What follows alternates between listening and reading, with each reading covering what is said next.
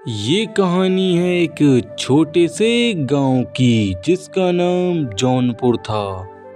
उस गांव में सभी लोग अपनी खेती कर कर गुजारा करते थे।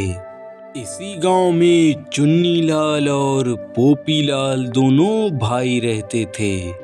पोपी लाल अपनी पत्नी बिमला के साथ रहता था। पोपीलाल की पत्नी बहुत ही चालाक और बहुत लालची थी और वहीं दूसरी तरफ चुन्नीलाल अपनी पत्नी शीलावती के साथ रहता था और उनका एक बेटा भी था जिसका नाम था माखन।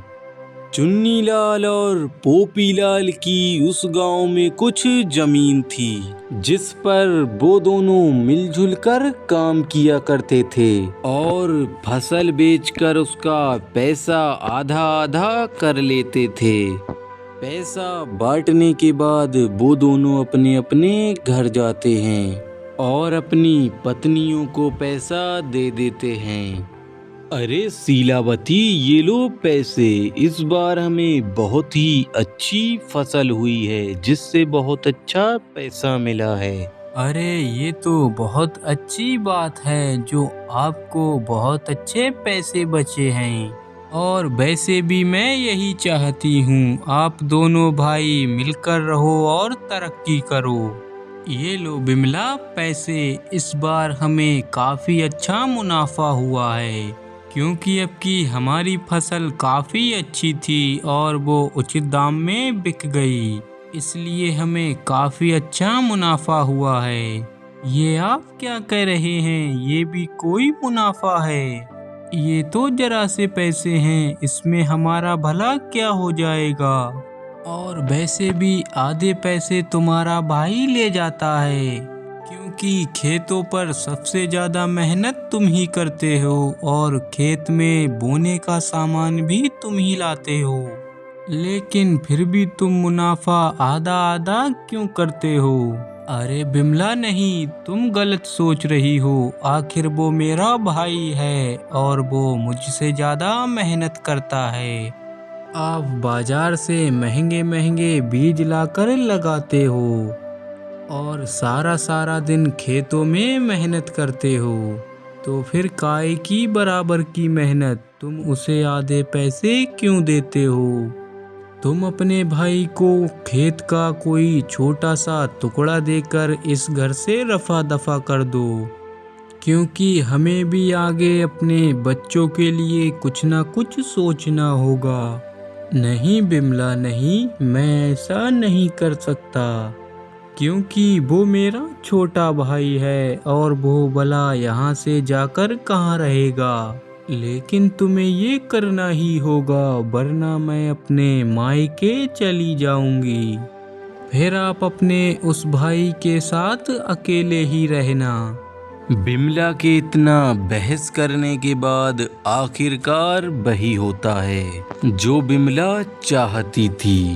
पोपीलाल चुन्नीलाल को एक छोटा सा जमीन का टुकड़ा दे देता है और घर से भी निकाल देता है। बेचारा चुन्नीलाल करता भी तो क्या करता, उसके भाई के घर के पास में ही एक छोटी सी कुटिया बनी हुई थी। वो बेचारा उसी में रहने लगता है। चुन्नीलाल को जितना भी जमीन का टुकड़ा मिला था वो उसी में खेती कर कर जैसे तैसे अपना गुजारा करने लगा। चुन्नीलाल रोजाना अपने खेत पर जाकर उसकी देखभाल करने लगा और उसका भाई पोपीलाल भी अपने खेत पर जाकर उसकी देखभाल करने लगता है। दोनों भाई अपने अपने खेत की देखभाली में लग जाते हैं। एक दिन बड़े भाई के खेत में कुछ चिड़ियां चुगने के लिए आ जाती हैं। इन चिड़ियों ने मेरा जीना हराम कर दिया है, मुझे इनका कुछ न कुछ करना होगा क्योंकि ये मेरी सारी की सारी फसल खा जाती हैं। ये कहकर पोपीलाल चिड़ियों को वहां से भगा देता है। और फिर अगले दिन वो चिड़ियाँ छोटे भाई के खेत में चुगने के लिए आती हैं।